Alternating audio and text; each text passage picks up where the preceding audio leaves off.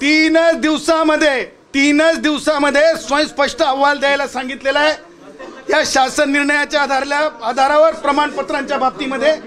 आणि आता राहिला प्रश्न न्यायालयात जाण्याचा।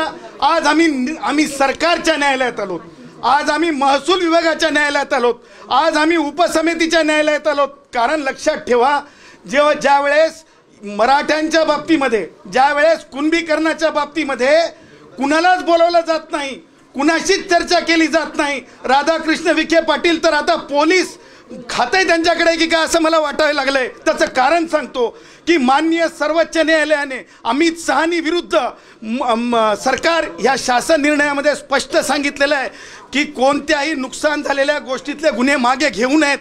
परंतु काय कुणास ठाऊक काय झालंय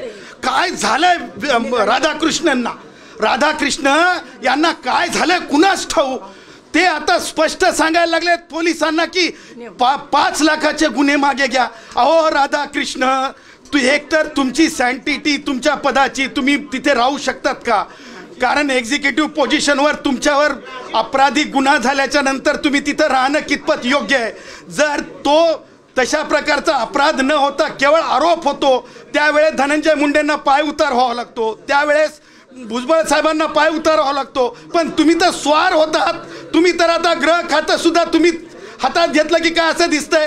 तुम्ही तर आता म्हणजे ते काय शिरसाट समाज कल्याण मंत्री आहेत की नाही की आता मला तेही प्रश्न पडलाय, ते सुद्धा समाज कल्याणच्या बैठका आणि समाज कल्याणचे शासन निर्णय होताना तरी शेड्यूल कास्टमध्ये जन्माला आलेले शिरसाटमधून त्यांना तुम्ही बोलवत नाहीत का, असा प्रश्न सुद्धा मी उपस्थित करतो।